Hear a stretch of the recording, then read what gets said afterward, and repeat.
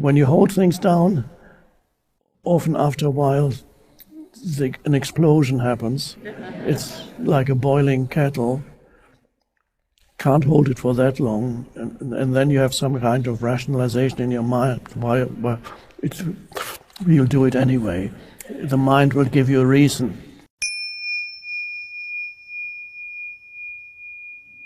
Certain actions take place. You do things. You know they're not the optimal things to do, but you can't help it.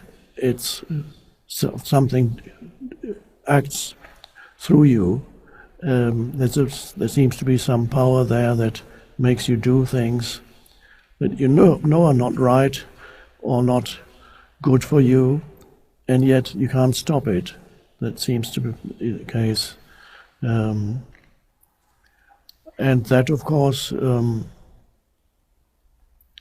is often the case with people who are with you. It might be many different areas of your life, but this is also the case with addictions. For example, people who are addicted to a certain substance, or who are addicted to eating too much or drinking.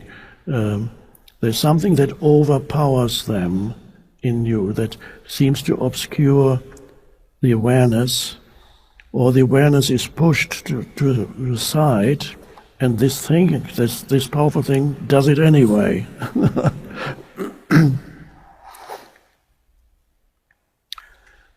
And again, my answer is a little bit similar to what I said to the first questioner tonight.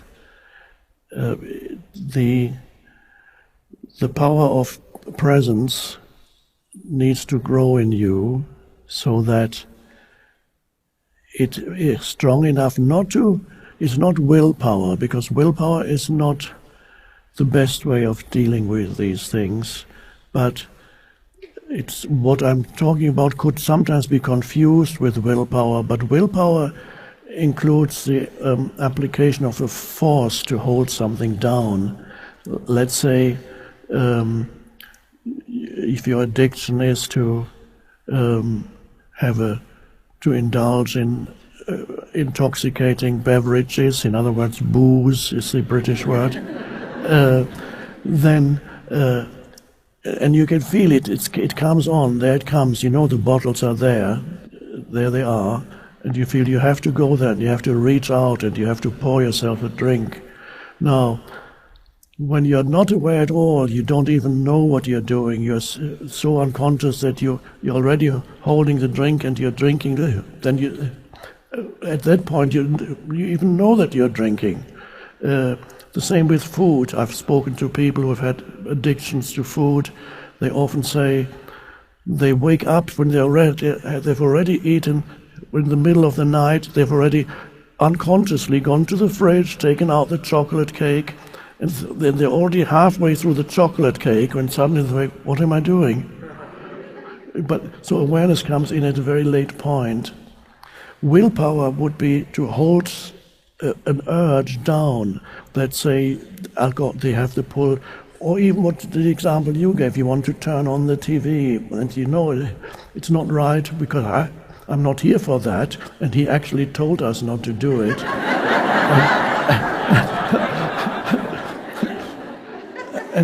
But I can't help it. I have to go. I can't.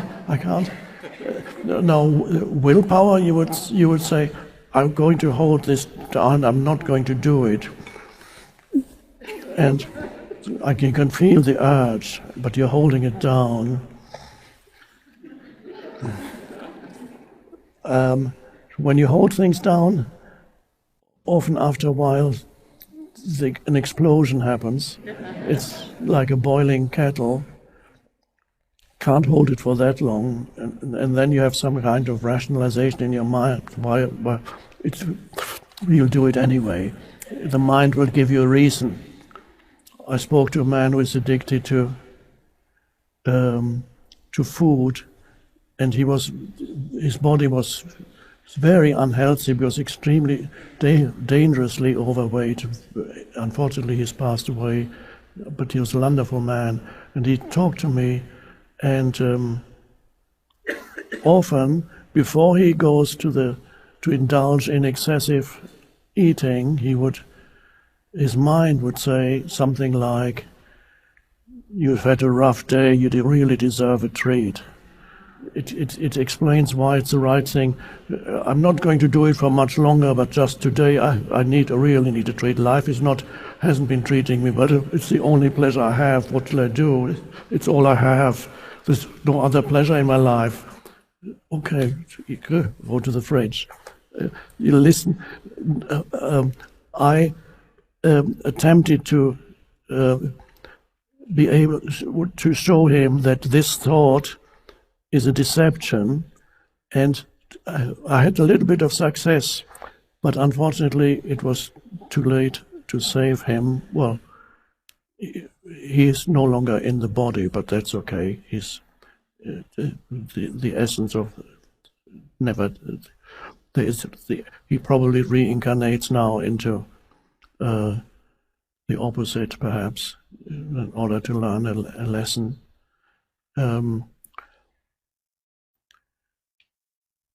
Again, what I said to the first questioner, to practice presence power when you're not particularly tempted by anything, and you're just in your room, there's no particular temptation.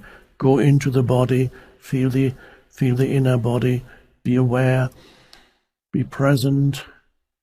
When you sense perception, I recommended that practice. Sense perception, feel the presence pervading every cell in your body, the inner body awareness, and so that there is enough presence for when this impulse comes, you use it as, don't say go away or something like that, because it won't go away, it'll do it anyway.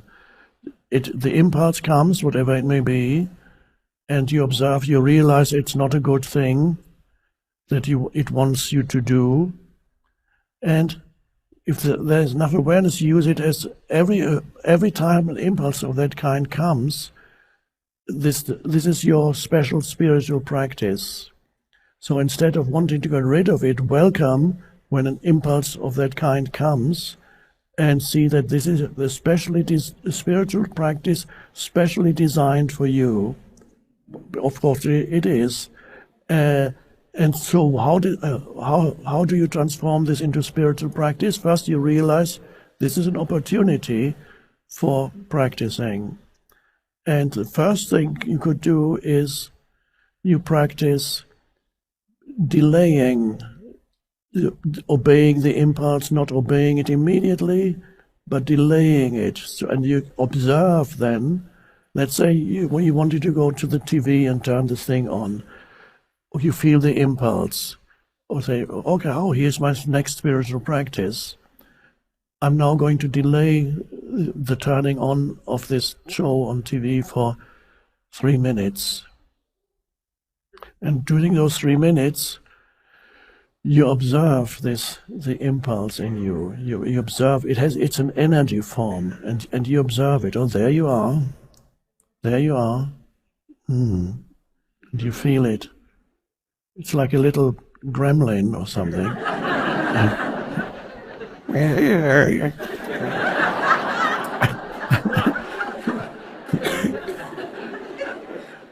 And so this time gap can be a very useful first practice, that you introduce a time gap before you give in. You're not saying, I'm not going to give in. No, you say, 3 minutes. During those 3 minutes, I'm going to observe you. And you shine the light of consciousness, the light of awareness on this impulse, which is an energy form. And it can be an energy form that is in you as a kind of emotion. It can also dangerously invade your mind and make you, the explanation I gave just now with this friend of mine, the thought comes into your head that explains why you should give in to this impulse that can happen easily. And there too, you need to be present enough, sufficiently aware, so that you do not believe in every thought, especially those kinds of thoughts, You don't believe in every thought that comes into your head. Oh, you observe the thought because the thought is part of it. And even to the thought you say, oh, there you are. There's the thought. And there's the feeling behind the thought. And you set aside 3 minutes. During those 3 minutes you observe that. Isn't that interesting? Wonderful spiritual practice. And while you observe, you grow in consciousness. You apply consciousness to it. Only 3 minutes, 3 minutes. And then after the 3 minutes, see how you feel. It may have dissolved, but probably not yet. It's still there. And then you can see, can I do another 2 or 3 minutes? Am I strong enough for that? Is my awareness strong enough? And yes, it is. Don't believe you might, oh no, stop this nonsense, do it anyway.